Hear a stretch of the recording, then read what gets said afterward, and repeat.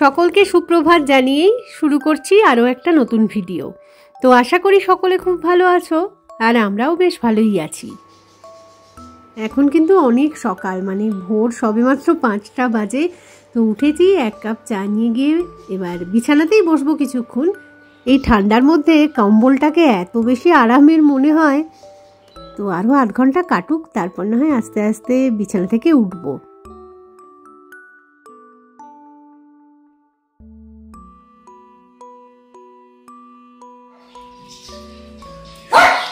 সকাল এখন সবেমাত্র 6:30 বাজে। তো বেরোচ্ছি একটুখানি চেরি ব্লসম দেখার জন্য।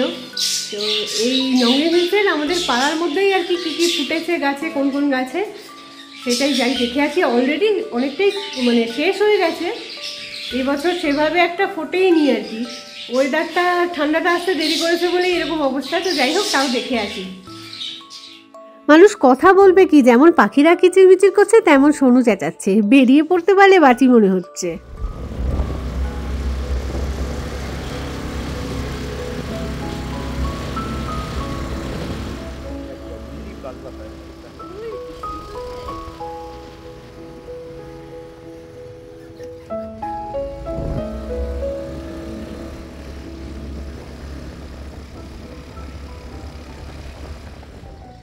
ঝকঝকে পরিষ্কার নীল আকাশ, আর তার জন্যই এতটা কনকনে ঠান্ডা। আর কি সুন্দর চেরি ব্লসম ফুল ফুটেছে এই জায়গাটায়, এত ভালো লাগছে দেখতে। এটা দেখার জন্যই কিন্তু এলাম আর কি সকাল সকাল।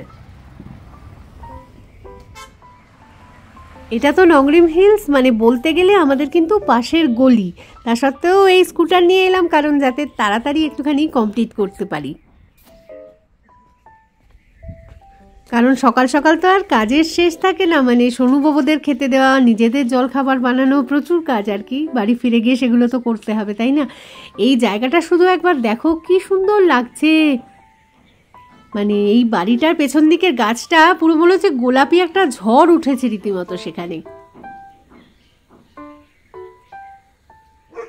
সারা পাড়াটাতে লোকজন না দেখতে পাও, মানে ডগিদের দেখতে পাবেই। তারা এত অ্যালার্ট, মানে নতুন কাউকে এরকম বাড়ির সামনে এসে দাঁড়িয়ে আছে দেখতে পেলেই ভৌ ভৌ এত শুরু করে দিচ্ছে, কি বলবো।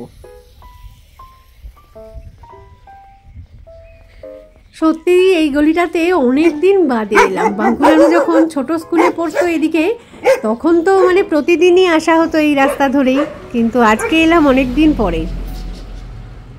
এত সুন্দর সুন্দর বাড়িগুলো বানায় না, কেউ না জানলে বলবে কি যে এটা বোধহয় বিদেশ কোনো।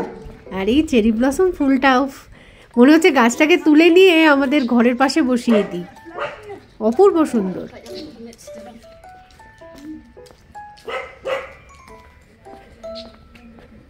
দাঁড়াও একটুখানি সামনের দিকটা এগিয়ে যাই, তারপর দেখাচ্ছি। এই ডান দিকের বাড়িটায় কি সুন্দর চেরি ব্লসম ফুল ফুটে রয়েছে। গেটটা এখন সকাল সকাল বন্ধ করে রেখেছে, খোলা থাকলে একটুখানি ভিতরে গিয়ে ভালো করে ছবি তুলতে পারতাম।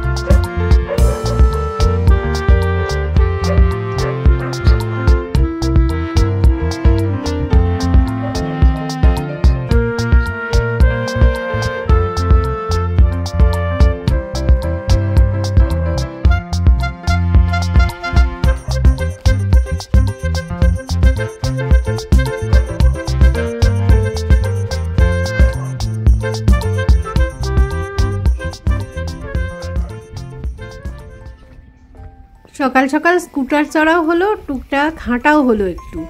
রোদটায় দাঁড়া, কি আরামের রোদ্দুর। পুরো একটা তাওয়াংয়ের সকাল সকাল ফিলিংস না? ঠান্ডা লাগছে, দারুণ। আকাশটা যে ক্লিয়ার। প্রতিদিনই এরকম হাঁটতে পারলে একটু ভালো হয়, কিন্তু সেটা তো আর হয় না। সকাল সকাল শত কাজ। এই গাছটাও খুব সুন্দর ফুটেছে, কিন্তু সূর্যের আলোটার জন্য আসছে না, রংটা ফোকাস হচ্ছে না ঠিকভাবে।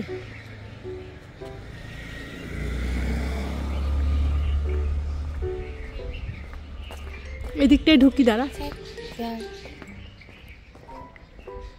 রাস্তার আর্ধেকটায় রোদ্দুর, আর্ধেকটায় হচ্ছে অন্ধকার, মানে ছায়া। এই যে পাপড়িগুলো সব ঝরে ঝরে পড়ে আছে রাস্তায়, এখনো পড়ছে পাপড়িগুলো, পুরো রাস্তা এরকম গোলাপি গোলাপি সব পাপড়ি, গুড়ি গুড়ি পাপড়ি। এইটা একটা স্কুল, হ্যাপি ফিট। কত আসতাম এই রাস্তায় যখন বাঙ্কুনানু এদিকে স্কুলে পড়তো ছোটবেলায়, তখন তো প্রতিদিন আসতে হতো। স্কুল এত সকালে বন্ধ, সুন্দর একটা স্কুল।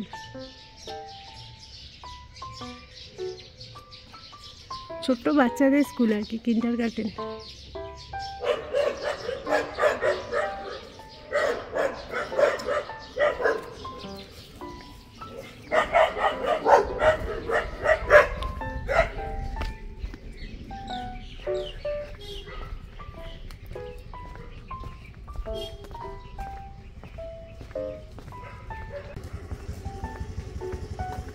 মাথার উপরেও একটা গাছে চেরি ব্লসম ফুটেছে। এই যে একদম ঝকঝকে পরিষ্কার নীল আকাশ, আর এই গোলাপি রংটা দারুণ সুন্দর কন্ট্রাস্ট দিচ্ছে। যারা এই সামনের বাড়িটার একটা হয়েছে গাছে, দেখি রোদ পোহাচ্ছে কিভাবে, লোকজন রাস্তায় বসে পড়েছে রোদে।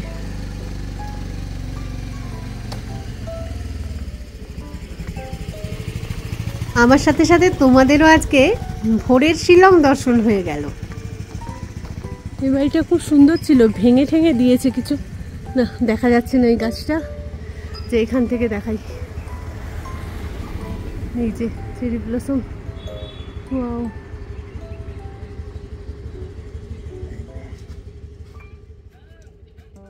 কি সুন্দর গোলাপি রংটা, মানে টুকটুকে লাল, ধবধবে সাদা। গোলাপিকে কি বলা যায় এরকম, কে জানে, আমার মনে পড়ছে না। ফুটফুটে গোলাপি বলতে পারি, তাহলে এটা ফুটফুটে গোলাপি, অসাধারণ আর কি।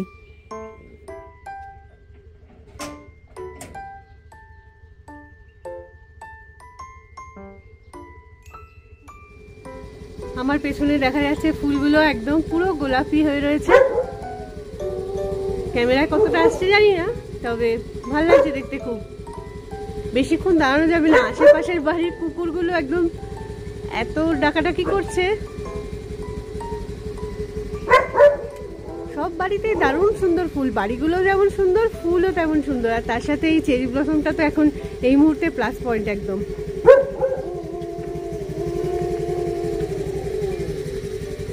চলো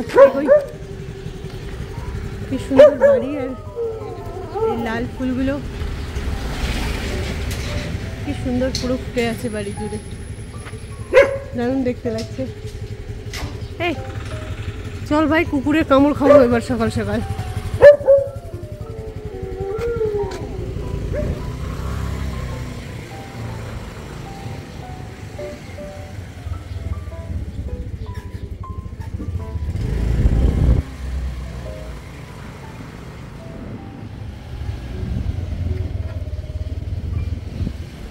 হাত একেবারে ঠান্ডায় কেটে বেরিয়ে যাচ্ছে মনে হচ্ছে।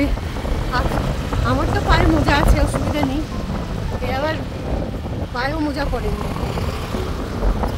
কনকনে ঠান্ডা যাকে বলে, সেই ঠান্ডা সকালে। এই উল্টে পড়ে যাচ্ছিলাম। চাঁদটা এখনো রয়েছে আকাশে, এদিকে সূর্য, ওদিকে চাঁদ।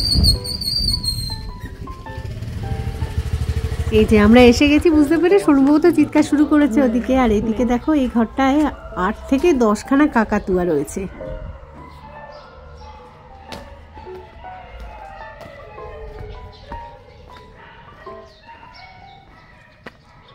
বস বস বস। ও বেচারা রোদ পোহাচ্ছিল, উঠে গিয়ে আর কি করবে।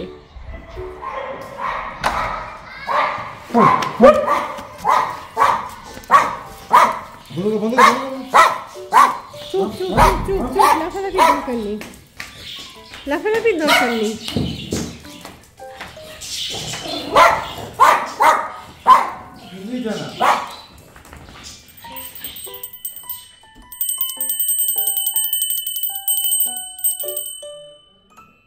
ঘরে ঢুকলাম, সোনুরাও থামলো, তারপর একটু পরিষ্কার পরিচ্ছন্ন হয়ে এবার গোপু সোনা আর ছোট্ট রাধারানীকে ঘুম থেকে তুলতে হবে। তো দেখো মশারির মধ্যে কি সুন্দর আরাম করে ঘুমোচ্ছে দুজন।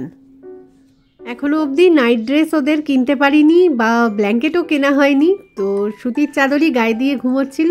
এই যে আমার গোপু সোনার মুখ একটু দর্শন করে নাও, আর এই হচ্ছে ছোট্ট মিষ্টি একটা রাধারানী। এবারে ওদের হাত পা মুখ সব একটুখানি মুছিয়ে দিয়ে জামাটা চেঞ্জ করিয়ে দিলাম, আর খেতেও দিয়ে দিয়েছি সকালের খাবার। তো আমি ড্রাই ফ্রুটসই দিয়েছি মেনলি, আর একটুখানি ছোট্ট গ্লাসে করে কিছুটা দুধ দিই, ছোট্ট বাচ্চা মানুষ যেরকমভাবে খায় আর কি। তো একটুখানি দুধ খাইয়ে দিচ্ছি, আর সাথে বিস্কুটও দিয়ে দিয়েছি। খাইয়ে দাইয়ে একটুখানি মুখটাও কিন্তু সুন্দর করে মুছিয়ে দিতে হয় তাদের।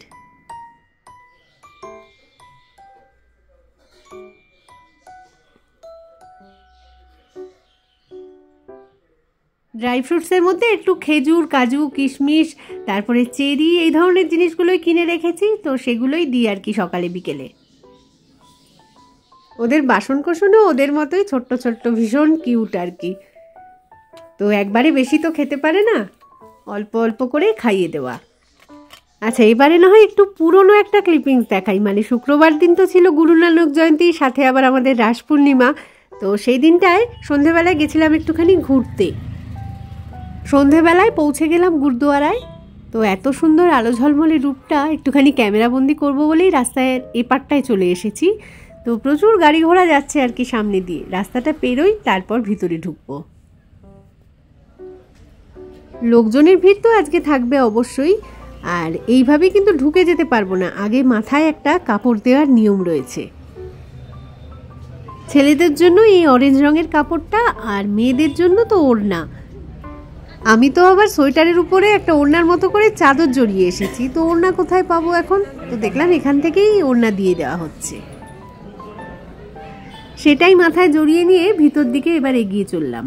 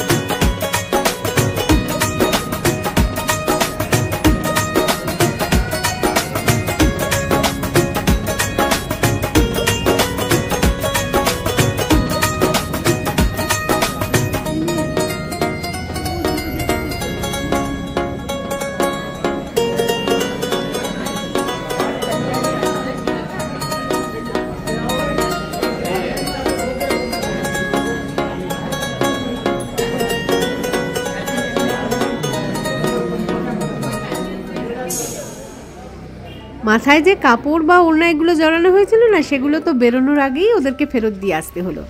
তো যাই হোক, এখন আমরা এখান থেকে বেরিয়ে তো যাচ্ছি, যাব হচ্ছে রিনঝাতে, কারণ রিনঝায় রয়েছে ইস্কনের মন্দির। তো আজকে যেহেতু রাস পূর্ণিমা, সেখানে একবার ঘুরে আসবো। তো বাড়ির কাছাকাছি বলে রিনঝাটাকে পরে রেখেছি, এই জায়গাটায় আগে ঘুরে গেলাম।